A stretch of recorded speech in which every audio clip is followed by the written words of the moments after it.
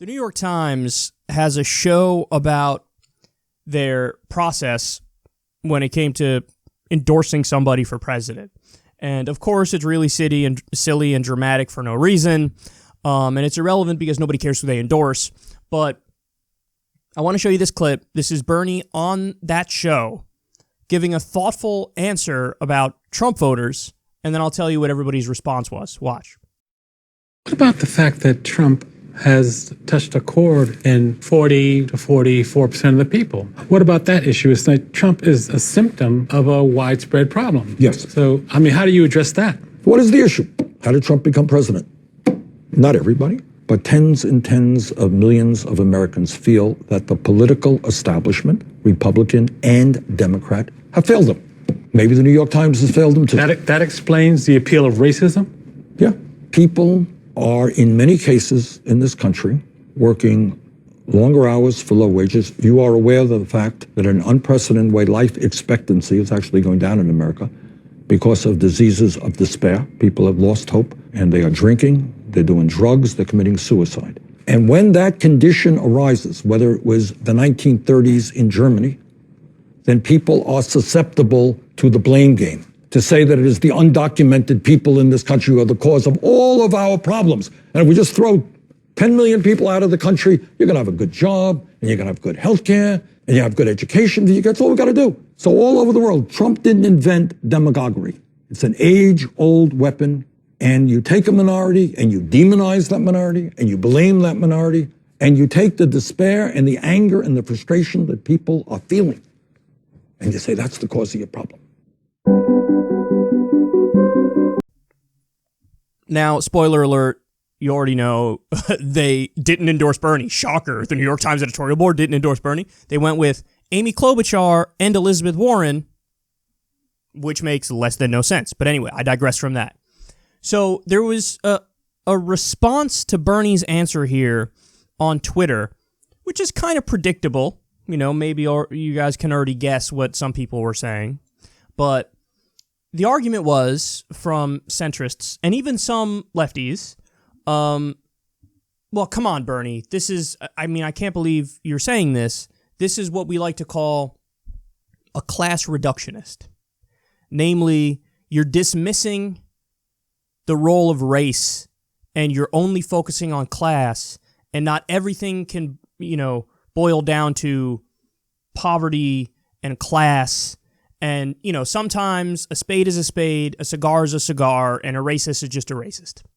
And, the evidence they use is, hey, man, there are wealthy racists who voted for Trump. So that person's not struggling. They're just a prick. That's, the response to Bernie here. And so are they right or wrong? Well, in my opinion, they're half right, half wrong.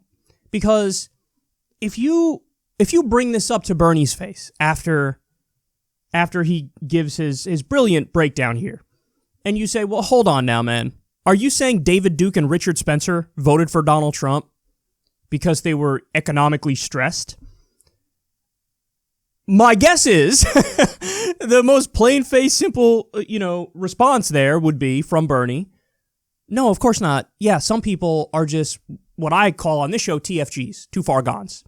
Yeah, David Duke, Richard Spencer, they're too far gone. Are there others who are too far gone? Yes. So I think if you press back against Bernie just a little bit and say, well, hold on now, and you lay it out, then he would go, of course I'm not saying all of the people who voted for Trump were economically stressed, and so, they were more susceptible to demagoguery and scapegoating. However, were many of them like that? Yes. So, see, in this conversation, and this is what I want to stress, everybody's right. It's just a matter of what you want to focus on and what you want to talk about. And I'll tell you what I think it makes sense to focus on and talk about in a second. But yes, when some people say, well, hold on, it doesn't all come down to class, they're correct, because there are some people who are super wealthy and they're bigoted and they voted for Trump because they like the idea of the Muslim ban that Trump was throwing around out there in the campaign trail. They like the idea when Trump was saying he wants to do, stop and frisk across the entire country. They love that. They love the idea of the wall and him calling Mexicans coming into this country criminals and rapists. Yeah, some people are just dicks, some people are just bigots, and they like Trump because of the bigoted stuff. What percentage is that? Honestly, the people who solely voted based on the bigotry, I don't think it's that much at all. Now, the flip side of that is, yes, there were millions of 2 times Obama voters, particularly in the Rust Belt, which mattered the most because that swung the election, 2 times Obama voters who flipped to Trump. And they flipped to Trump. It had nothing to do with the bigoted stuff. It had to do with, oh my God, this guy's saying he's going to keep my job here. This guy's saying he's going to stop the outsourcing. This guy's saying he's going to raise wages. I think he's crazy, but I'll roll the dice on him because Hillary's promising the status quo. So what I see is all the centrists and even the lefties who are going after Bernie for this, they love focusing on the TFGs, the too far gones. But what I would say to them is, why? Why focus on them? They're TFG. They're too far gone already. So you're never going to get them. It doesn't matter how hard the Democrats try. It doesn't matter, what you change your ideology to. They're never going to vote for you. So why do you want Bernie to go out there and only harp away on the deplorables, if you will, the irredeemables, if you will? What do you want him to do? Go out there and be like, these Trump voters, they're all irredeemable deplorables, and they're all just racists and bigots. By focusing on that, what are you doing? You are excusing the gettables who the Democrats failed to get, who Hillary Clinton failed to get. You're saying, let's not focus on the Democratic failures. Let's not focus on the systemic failures. Let's not focus on how to get the people who are gettable. Let's focus on the non-gettable people and chastise them and browbeat them because that makes me feel morally superior and I can virtue signal all day long. But that's a waste of time. Congratulations, you can browbeat people and tell them that they're bigoted and evil and racist all day long. That's going to change absolutely nothing. And you do come across as, incredibly insufferable. Because, you think, you're such a good person now because you can point out when a racist is a racist? Wow, well done. Look at you. Why? Why waste your time? What Bernie's doing here is the correct strategic approach. The correct strategic approach is to say, the caveat is fine. The caveat of, are there some people who voted for Trump because of the bigoted stuff? Of course. And then we're never going to get them and we're not even going to bother trying. But the 2 times Obama voters who flipped to Trump, we're going to get them back. And we're going to get them back with strong policy that's against outsourcing, that's for getting them jobs, for raising wages, for fixing the infrastructure in their decrepit former factory towns. You actually can get those voters by focusing on that. So in other words, there are plenty of Trump voters who were beaten down by the system and they flipped and they voted for him because they knew Hillary was promising the status quo and he might change stuff. So those are the voters you focus on because those are the voters whose minds you can change.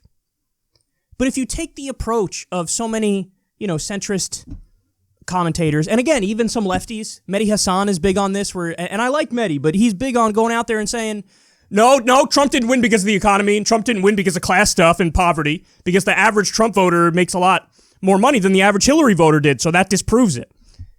Except it doesn't, because we're talking about cases. There are plenty of cases where even though Trump's, voter had a higher income on average, are you telling me there are not, what was the number, 60,000, 80,000 votes in the Rust Belt that flipped the election to Trump over Hillary?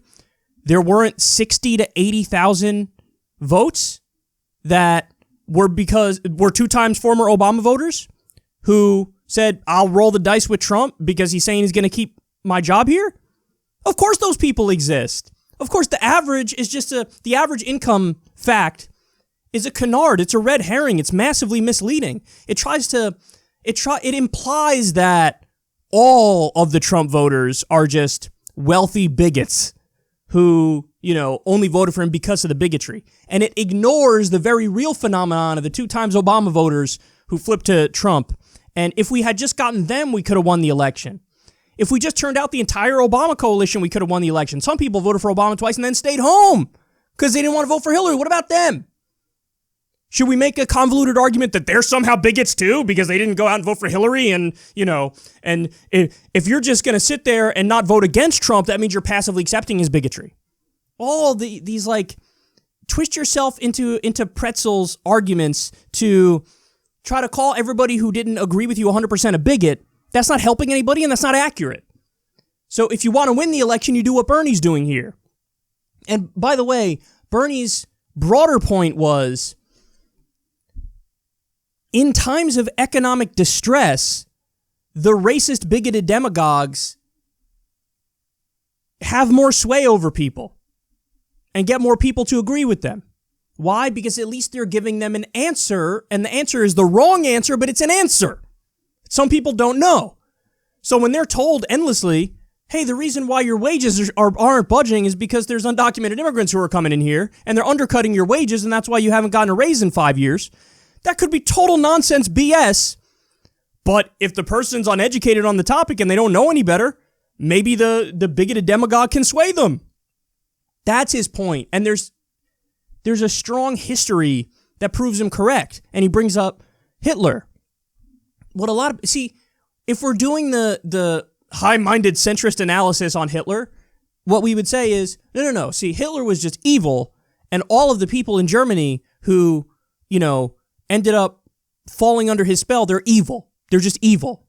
They're evil, anti-Semite, bigots, terrible people, end of conversation. You're intellectually satisfied with that explanation? So, in other words, are we not going to talk about the impact of the Treaty of Versailles and how that absolutely destroyed an entire generation of Germans, where they had no future to look forward to whatsoever, because after World War I, the Treaty of Versailles was so biased against them and put Germany in so much debt that an entire generation of working class Germans had no future and were destroyed. And because the deal was so punitive, it allowed these people to turn to a demagogue who was pointing the finger and saying, hey, you know what? The problem isn't you. You're a hard, good-working, upstanding German citizen. The problem is the economy is rigged against you and the rules are rigged against you, and I'm going to blame, the Jewish bankers and the financial overlords for destroying your life. So I know who's causing the problems in your life. Vote for me and I'll fix it. Support me and I'll fix it. Now, if there was never the Treaty of Versailles, or the terms of the treaty were not, piling an entire generation of German workers with debt, Hitler's message wouldn't have caught on because people wouldn't have been as angry as they were. Now, is that to say the Treaty of Versailles is the only reason for Hitler's rise? No. But it is one of the very important reasons that cannot be overlooked. It cannot be denied. It's a stone cold fact of reality that an entire generation of German workers were screwed. And they had no future whatsoever. And they're angry as a result of that. So that's how a demagogue could rise up through the ranks at that point in time. Now, again, you could deny that and be like, no, the people of Germany were just evil all along, and that's the only reason why Hitler rose to power, and Hitler's evil, and that's the only explanation that makes sense. But that's not accurate, and that's not going to help us avoid situations like that in the future if you don't actually try to get to the roots of it to see the recipe that led to him. There was a perfect storm of factors that led to his rise. Another thing, was a deeply Christian nation that was brainwashed with anti-Semitism for generations earlier. They had been taught anti-Semitism from when they were kids for a long time. So that was another factor that led to them being ripe to blame Jews for, why the country was struggling. So it was an amalgamation of factors. Some of it, yes, just flat out bigotry. But much of it, yes, economic hardship made them susceptible to that message.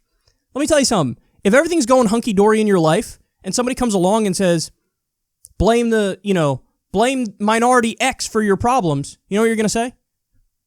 What problems? Yeah, I got some bills I got to pay, but by and large, everything's going fine and I see a bright future and my kids are doing well and we're all set here, baby. Hard for that message to catch on, right? When everything's going hunky-dory. You don't get a situation where a bigoted demagogue rises to power in a situation where everything's hunky-dory. Yes, the bigoted demagogue will still reach some segment of the population. Those are the too far gones. 10% of the population, 15% of the population. You want to go nuts and say 25% of the population would have believed in Hitler in a prosperous Germany? Fine, that's a high number, but it's possible. But would he have gotten the 43% that he got in an election if it wasn't for the Treaty of Versailles, if it wasn't for the economic hardship? No. So that's the point Bernie's making. He's like, if the system wasn't totally broken and if people weren't screwed, Trump never could have gotten elected. A healthy society doesn't elect a Donald Trump president. That's his point. That's his point. Now, again, I will say, if somebody was there to push back against him specifically and say, okay, but come on, Bernie, are you saying Richard Spencer is economically struggling, or David Duke or whoever? Of course he'd be like, well, no, there are some examples of some people who are TFGs who, are going to go for the bigot because he's a bigot. Yes. But that number is nowhere near enough to get him to win an election. That's the point. And if we addressed the material well-being of the country and fixed the country, that person's not going to rise to power. They'll have their little group of TFGs, but they're not going to rise to power and win an election. So that's his point. His point is correct. But of course, there were people who were going after him because there is a segment of centrist voters and some lefties who all they want to do is browbeat Trump voters and be like, no, you're just a bigot, you're just a racist, and there's no two ways about it, and that's the end of the conversation. I'm not going to allow in any other factors, I'm not going to allow in for any nuance, I'm not going to allow in any discourse. No, you're just a bigot, and that's it. That's the end of the conversation. Well, congratulations. I hope you feel good with your virtue signaling points, and I hope you enjoy your excuse making for the broken democratic establishment and the broken system.